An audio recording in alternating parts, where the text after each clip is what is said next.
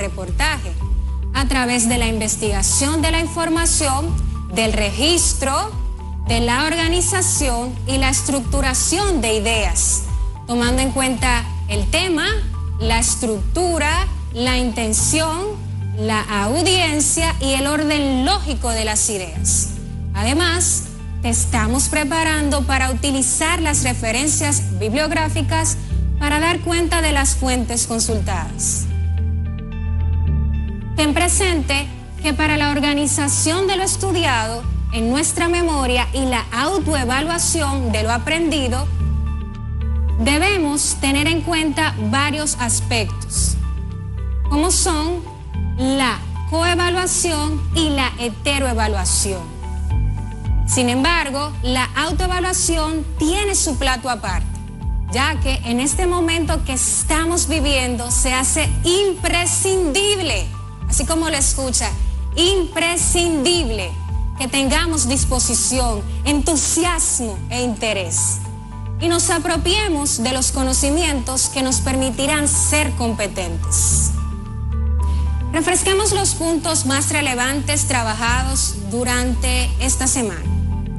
En nuestro primer encuentro, iniciamos con un cuadro comparativo de las diferencias entre el reportaje y la noticia. Vamos a repasarle. Las primeras características que comparamos fueron las siguientes: la vigencia, la extensión, la estructura, la objetividad, los recursos expresivos y la autoría. Vamos con el primero. El primero, la vigencia. La noticia aborda un suceso reciente y nuevo que afecta a la sociedad y las personas quieren conocerlo, pero es efímera y veloz. Sin embargo, el reportaje no necesariamente debe ser actual. Basta con que sea un tema de interés general, perdura un poco más, puede ser releído posteriormente sin perder su validez.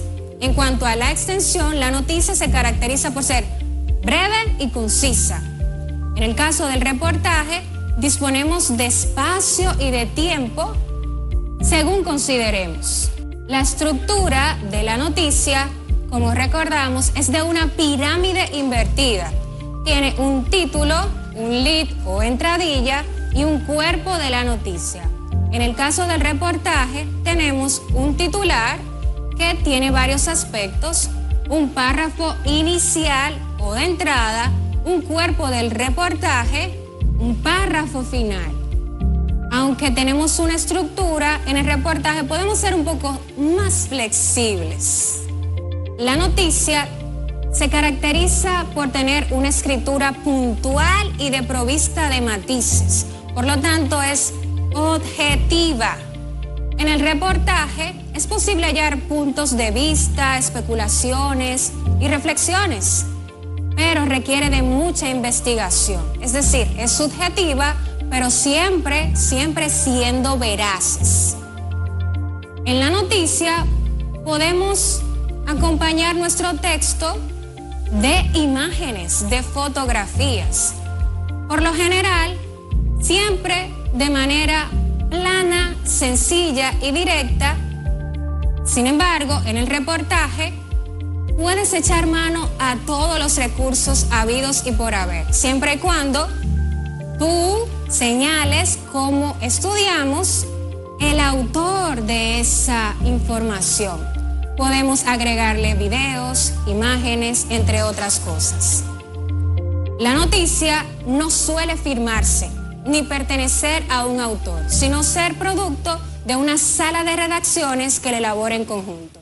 Sin embargo, el reportaje siempre, pero siempre debe estar firmado, bien sea por un autor individual o por el equipo que la redactó. ¿Cómo vamos? Te invito a seguir investigando y plantearle todas tus dudas a tu docente guía. En esa sesión, además, analizamos de dónde suele provenir el tema de nuestro reportaje.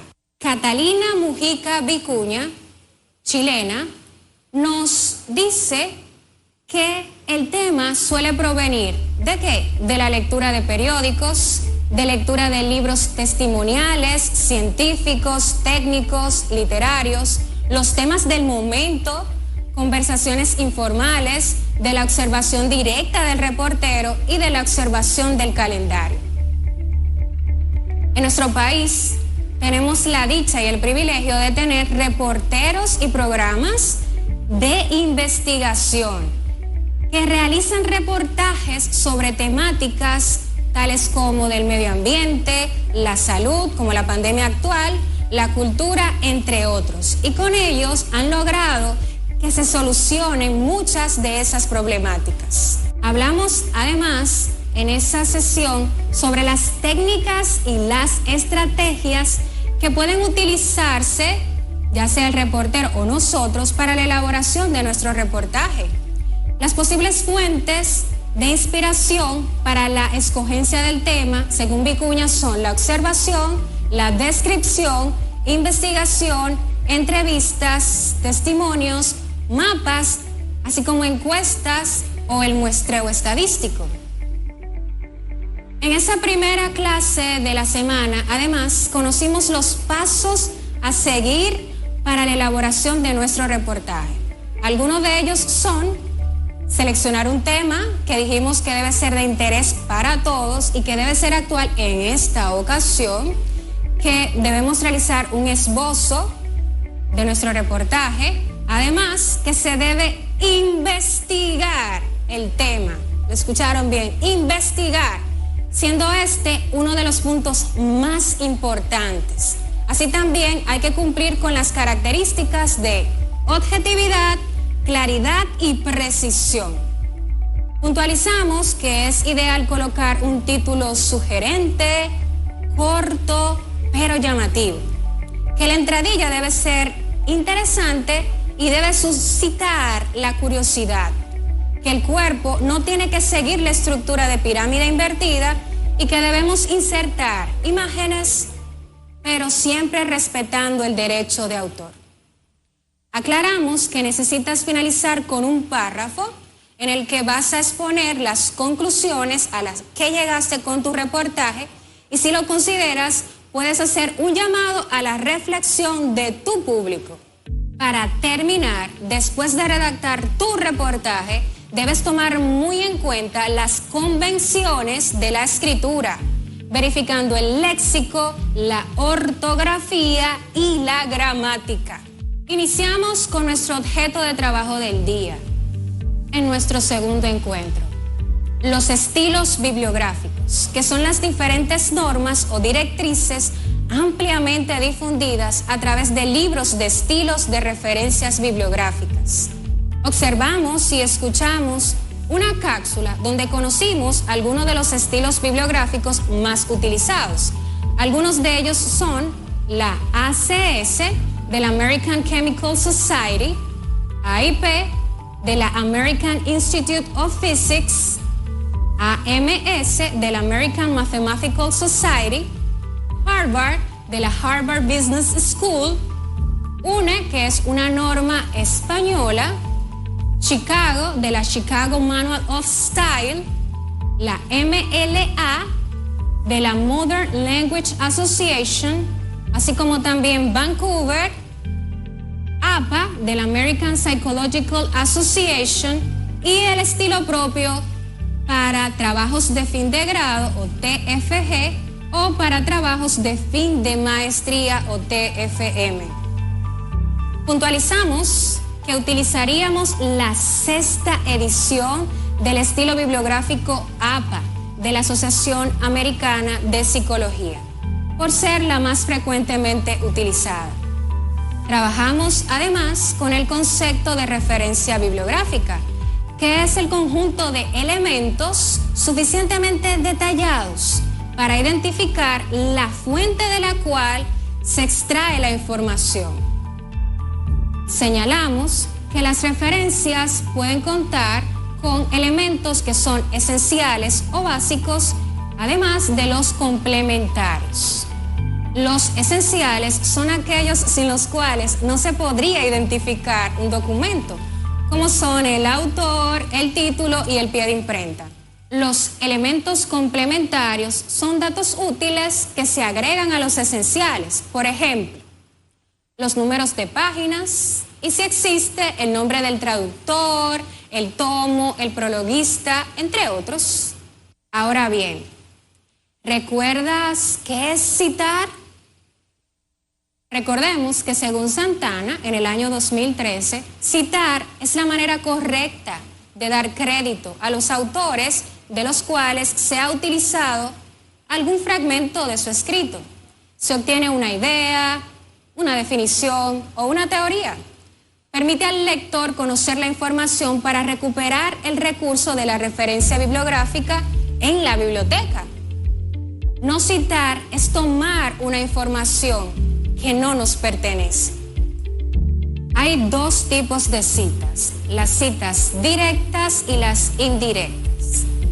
Una cita es directa cuando se escribe exactamente, es decir, literalmente lo que dice o dijo el autor, dando crédito al mismo y la página. Lo hacemos cuando el texto tiene hasta 40 palabras. Cuando la excede, pues no podemos hacerlo de esa forma. ¿Qué hacemos? Mencionamos el apellido del autor, seguido del año de publicación entre paréntesis. El texto lo vamos a colocar entre comillas. ¿Cuál texto? El que estamos citando de ese autor. Y al final colocamos el número de la página de la cual extrajimos ese texto entre paréntesis. Sin embargo, en la cita indirecta, también llamada paráfrasis, las palabras no son exactas, pero el significado sí. El texto se cita alterado en su apariencia, manteniéndose fiel a la sustancia. Por ejemplo, Santana, colocamos entre paréntesis 2013, mencionó en su libro que el no citar se puede considerar como un delito. A veces es hasta penado por las leyes y que se denomina plagio. Cabe destacar que existen gestores de citas y referencias bibliográficas, así como también generadores automáticos, que nos facilitan todo el proceso necesario para elaborarlas. Algunos gestores bibliográficos son EndNote y Zotero. Algunos ejemplos de los generadores automáticos son MyBit Free Citation Generator, BitMe y por último EasyBit. Esta semana ha sido de grandes avances, ya que conocimos e iniciamos los pasos necesarios para la elaboración de nuestro reportaje científico. Con los temas abordados durante esta semana logramos conocer los conectores lógicos, sus tipos y función, así como su uso adecuado. Apropiarnos de las variadas temáticas que inciden en la redacción de un reportaje, especialmente el conocimiento y uso de las oraciones compuestas subordinadas. Hay frases que nos marcan. En mi caso, una de ellas es la que en una ocasión el inglés Sydney Smith señaló. Es un gran error no hacer nada por creer que se hace poco. Haz todo lo que puedas.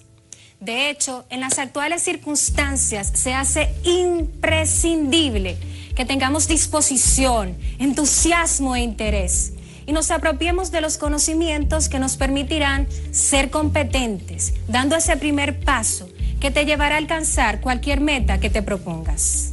Repasemos juntos los instantes más importantes de lo trabajado esta semana.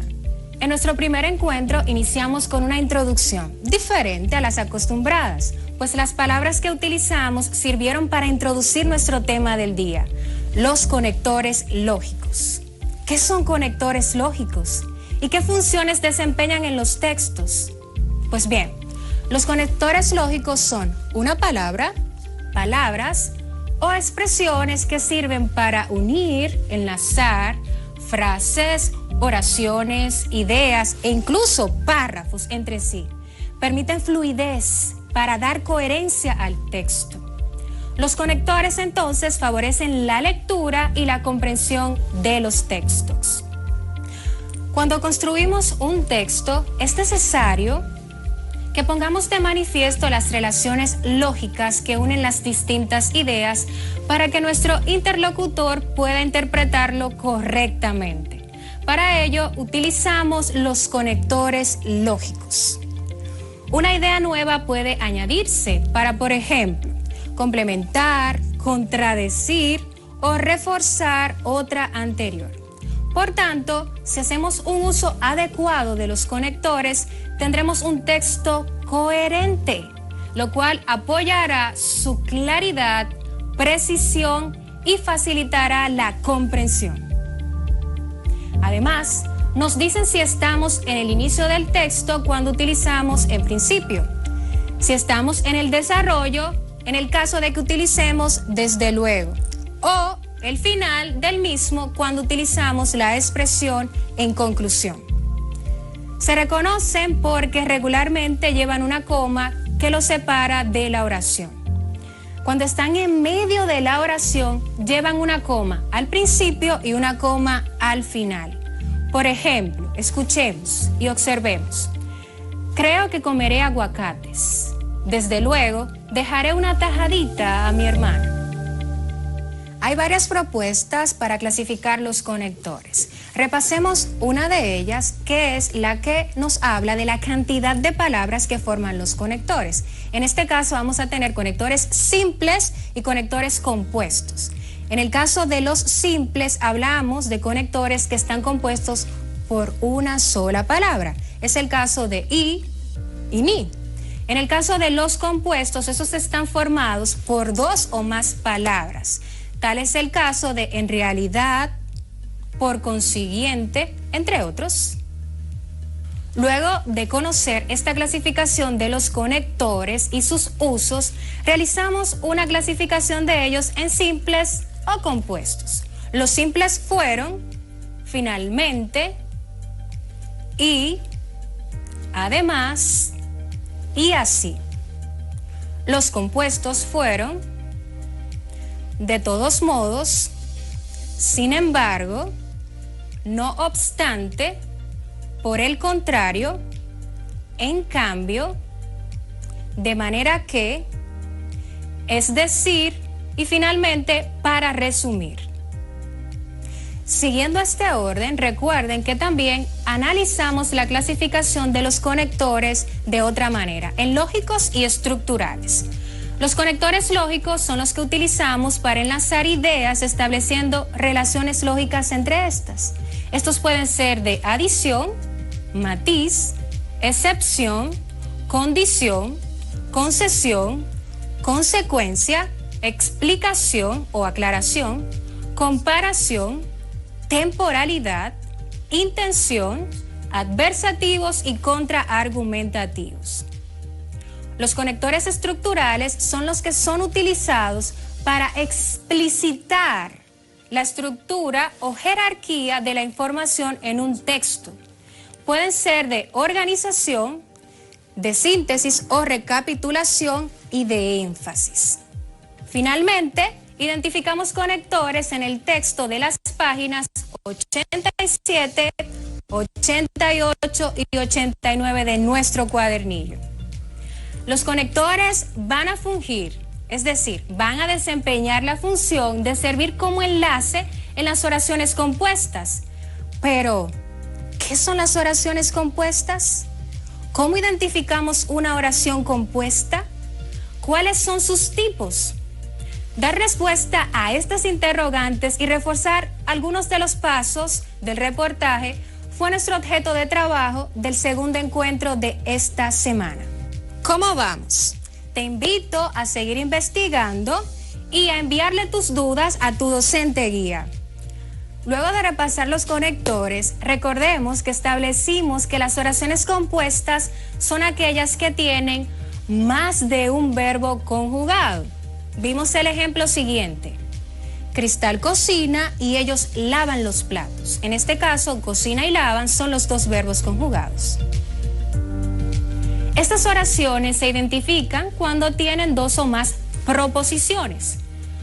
Como proposición se conoce el acto por medio del cual se expresa algo que consideramos o pensamos. La palabra proviene del latín propositio, también propositionis.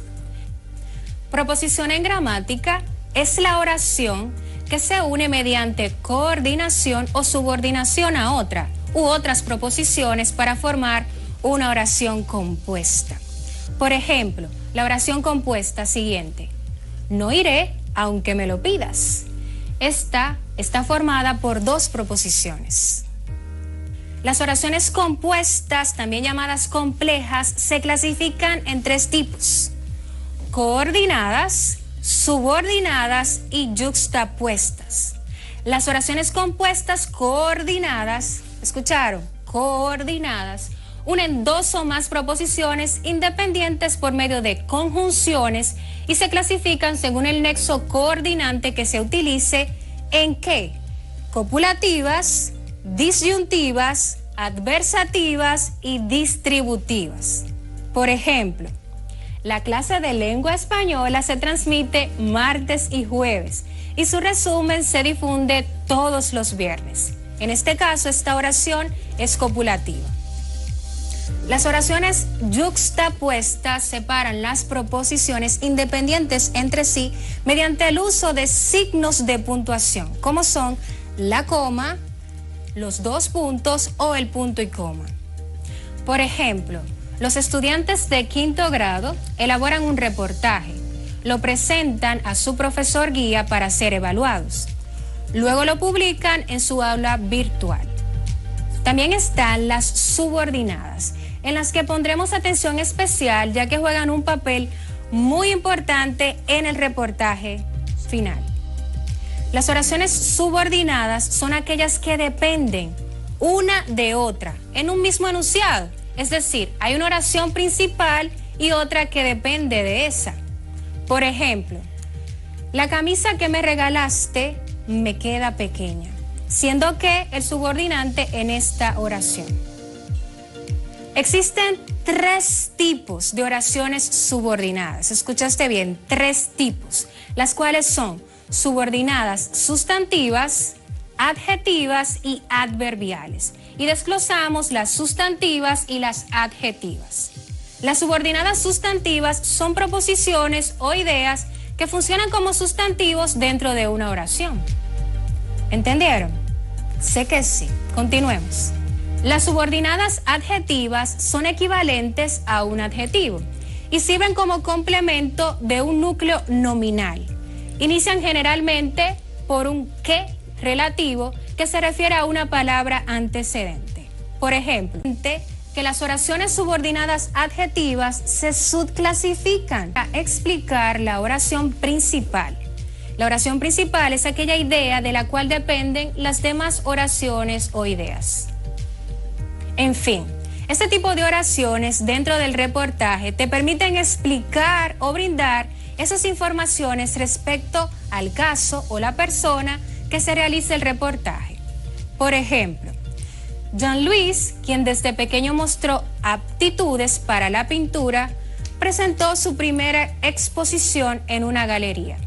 Analicemos el ejemplo. En esta oración subordinada adjetiva, explicativa, quien desde pequeño mostró aptitudes para la pintura, depende de la oración principal, que es Jean-Louis presentó su primera exposición en una galería.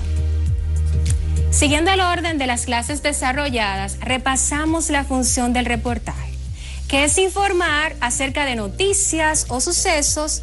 El mismo cuenta con una estructura. Hablamos del titular, que es el encabezado o título de con una estructura. Hablamos del titular, que es el encabezado o título de nuestro reportaje, la entrada, que es el párrafo de inicio, donde utilizamos las 5 W. También tenemos el cuerpo del reportaje, donde ya hablamos del grueso de la información. Y finalmente tenemos un cierre o conclusión en un párrafo final. Este puede ser de dos tipos, abierto o cerrado. En el caso de que sea abierto, le brindamos al público la opción que reflexione sobre el tema. Y si es cerrado, le brindamos nuestras conclusiones. También repasamos algunos pasos para elaborar nuestro reportaje correctamente. Estos fueron: seleccionar un hecho reciente que cautive la atención y sea de interés social, investigar en diferentes fuentes, tomar en cuenta el uso de las secuencias narrativas y descriptivas, emplear un vocabulario claro, conciso y preciso, cuidar las faltas ortográficas y hacer un uso correcto de los signos de puntuación. Otro recurso usado en el reportaje es el vocabulario estándar. También debemos usar fotografías, gráficos e imágenes para apoyar el contenido de nuestro reportaje.